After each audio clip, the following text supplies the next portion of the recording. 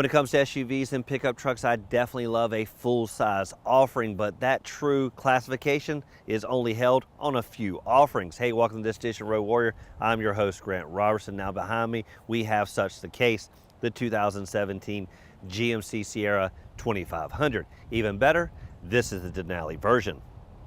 Now the 2500 is truly a full-size offering. Now I use that term loosely on some other test drives like the Ram and even the Ford F-150, and that's because, well, they feel big, but this 2500 takes it to the next level. And where you can see that is in truly the overall prowess, even right down to the mirrors that truly extend out because you're going to need that extra viewpoint when you're going down the road.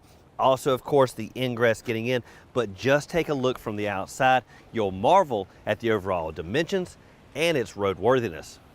One thing you definitely want to look at on the 2500 is the overall numbers. Just how big is this vehicle? Now, what you're going to find is this vehicle measured in around about 239 inches overall, wheelbase around about 153. As for the height and the width, nearly 6.5 feet for both measurements. Now, what does that translate to? Well, getting this vehicle into tight spots like parking decks or even parking spaces is going to be a slow affair. But what helps with that is a nice parking sensor on the front and the back, giving you a radar-like signal to alert you to any things that may cause scrapes and dings. Lastly is the truck, its bed itself. This one coming with the standard 6.5 foot bed, but you can opt for the 8-foot model. What's even better though, with the Denali badging, it only comes in the crew cab model. When you're looking at the four corners, one thing to note on this particular model is it is the four-wheel drive version, basically giving you grip at the four corners, and it starts with the rubber on the tires, 265/60s to be specific, wrapping a 20-inch rim. Now these are specific again to the Denali model, but definitely dress this vehicle up. What I also like is this is about the only chrome you're going to see on the side, with just a few appointments on the handle and even on the mirror. Where the chrome truly is up front. Lastly is the overall height. This vehicle definitely elevating you off the ground, but they do have that step rail to help the ladies in and make life so much simpler. Where every good design starts has to be up front with that good old grille warfare, and the Sierra doesn't let us down. With that Denali specific grille, all wrapped in chrome with the modest GMC blazing in the middle. What you're also going to find new for 2017 is this nice hood scoop, really operational, actually feeding the engine to boost horsepower. Lastly is the front end. No more over chromed bumpers, no cheesy looking. Instead, body color on the front and rear bumpers with just a modest accent here and there. Now, to help dress up the front a little bit more, they've taken the headlight assembly to the next level, and what you'll find is some accent lighting above and below the headlamp with a huge turn signal for added safety. Of course, this is 2500, so where you're also going to find some lights is up there on the roof and even on the mirrors. Now, what's it like to drive a beast like this going down the road? After all, it measures over 6.5 feet, and that doesn't even include these mirrors. So one thing to note, these do break away, making it feel so much more narrow. As for ingress, there is no smart key system here, pretty much meaning you can't pull on the handle, but instead you got to press the unlock button to climb inside. A little more cumbersome, so we like to see these gone away and go to at least a smarter system. Last thing to talk about is the fill up area. To note on the diesel model that we have here, they're pretty much going old school with the cap system. If you do opt for the gas model, this will be gone. Now, I did just drive the Ram 1500 just a few days ago, and I did kind of imply that felt full size, but after getting behind the wheel of the 2500, this is definitely a different model and a different segment. Now, what I like on the 2500 versus the Ram is right here at the back end. First, ingress is so much easier. Right here with this side step, allowing you to climb in with ease, whether the tailgate's down or up, something the Ram model didn't have at all. What I also like is the ease down tailgate versus the banging system we saw in the other version. What we have here is you simply pull the handle and it eases right down with ease. Once it's open, what you're going to find is a standard spray in bed liner, so much better than either a naked bed or the good old flop around system we've had decades ago.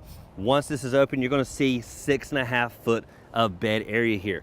Definitely plenty to house what you need. And what we threw back here was a whole pile of mulch, around about 2,000 pounds. And then we went back and got some fill to throw in here. With the 2500, you have two power plant options, either a gasoline version or the as tested diesel model. The diesel, of course, delivering more power and more torque. Now, what you're going to see first is what lies beneath, a definite powerhouse. Now, what you see here specifically a 6.6 liter Duramax turbo diesel V8 engine. Now that's a mouthful, but what's also good is it delivers 445 horses and 910 foot-pounds of torque. That compared to the Vortex 6.0 liter V8, that's going to be around about 360 horses and 380 foot-pounds of torque. Now both are coupled with a 6-speed Allison transmission, which has definitely been beefed up a little bit for the diesel version.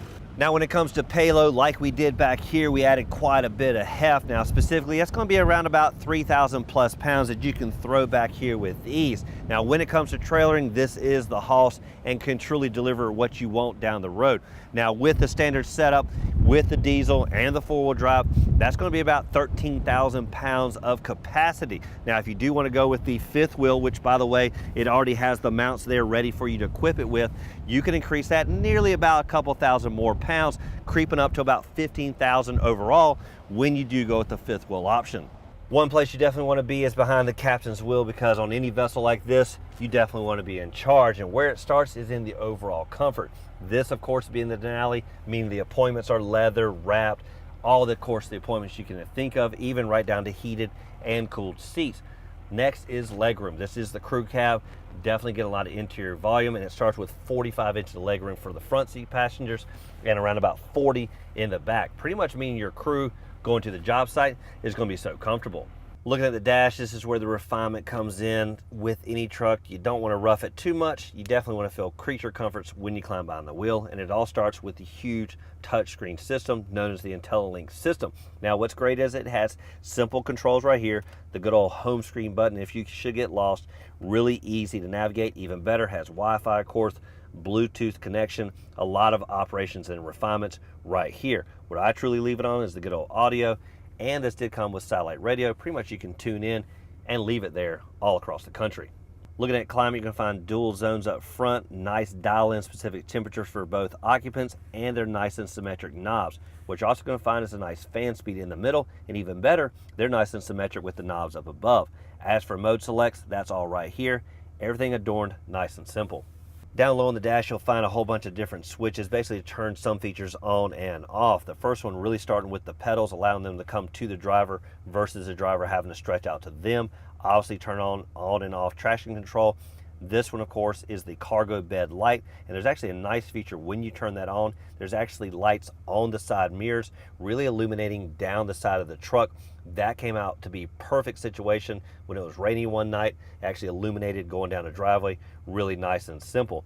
Parking sensor, turn on and off, lane awareness, and of course downhill descent and the exhaust brake. But all that's right here when you need to turn it on and off. If you need to charge any devices, you definitely have tons of options, starting with USB, power supplies, and even the good old household outlet that you find at home. Now what you also find is this little tray right here. Now I kind of wondered what it was for. Well, it really works out well to put your device right there to stand up. Now we also found this on the Ram model, but they actually had more of a gripper version. This one tends to not hold the phone as well, meaning it's going to tip over here and there.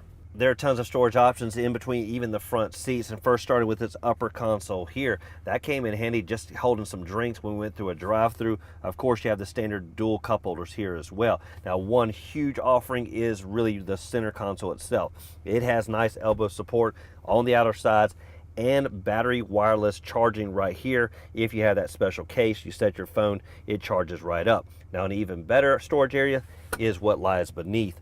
A huge center console, a lot of storage area, little trays, and even better, more connectivity in the USBs. For the gauge cluster, you'll find the standard analog tach and speedometer with a huge center LCD in between. That's going to give you a lot of updated information, but what I prefer is that good digital readout for the speed. Now, we tested out the Ram a few weeks ago and basically looked at the back seat and how it operated. Now, what it had was a little bit of a hump here, which made the cargo floor a different type of operation. Of course, it had swing up rear bench, but the operation here, a little bit maybe more refined. And where it starts is simply taking the seat bottom, flip it up. And what you're gonna notice when you do that is one nice flat cargo floor. That versus the Ram, which is going to have more undulation. They actually have a floor here that has to be folded out.